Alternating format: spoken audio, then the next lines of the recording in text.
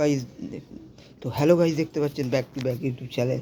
তো আমরা কাল বাদ পরশু রাইডিং বেরিয়েছিলাম, সাইকেল রাইডিং করতে গিয়ে। তা দেখুন আমার হ্যান্ডেলটা মুড়ে গেছে। 1050 টাকা হ্যান্ডেল, অনেক কষ্ট হয়েছে। মানে এত দামি হ্যান্ডেল সব জায়গায় পাওয়া যায় না, আর খুব কষ্ট করে আমি কিনতে হয়েছে, কারণ অনেক পয়সা লাগে এইসব সাইকেলে। এইসব সাইকেল স্ট্যান্ড সাইকেল, আর এইসব সাইকেলের ফ্রেমে একটা ফ্রেম মিনিমাম 2 থেকে 3 হাজার টাকা করে আসছে।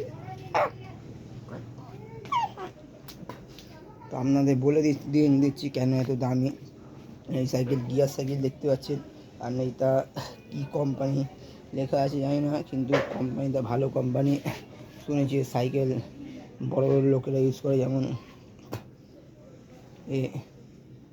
মানে ইউটিউবাররাও ইউজ করে এইসব সাইকেল স্ট্যান্ড করার জন্য। সামনের জায়গা পেছনের জায়গা তুলে, আমি সামনের জায়গা তুলতে গিয়ে আমার হ্যান্ডেলটা মুড়ে গেছে, দেখতেই পাচ্ছেন।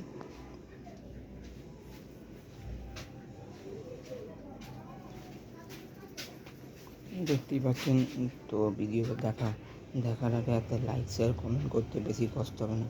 একটা লাইক শেয়ার কমেন্ট করে জানাবেন ভিডিওটা কত ভালো লেগেছে, আর 25টা বন্ধুদের কাছে অবধি শেয়ার করাবেন। মানে এই ভিডিওটা আপনাদের জন্যই প্রতিদিন করা, প্রতিদিন তো হয় না, 3 দিন 4 দিন পরে একটা করে হয়। আর দেখতে পাচ্ছেন এর ফ্রেমগুলো কত দামি। তো এই আমার সামনে পেছন চাকাটা লেগেছে ফ্রেম 1000 টাকার ওপরে। রিংটা নিয়েছি 850 টাকা, টিউটা নিয়েছে 550 টাকা, দুটো টিউ মিলিয়ে। সিট আছে 850 টাকা, স্টিকার আছে 650 টাকা, রং আছে 800 টাকা, হ্যান্ডেল আছে 1000 টাকা 50 টাকা বলছি, গ্রিপ আছে 550 টাকা, বেল আছে 100 টাকা, ব্রেক আছে আর 2500 টাকা, তার আছে 1500 টাকা, ডিস্ক ব্রেক আছে 6500 টাকা,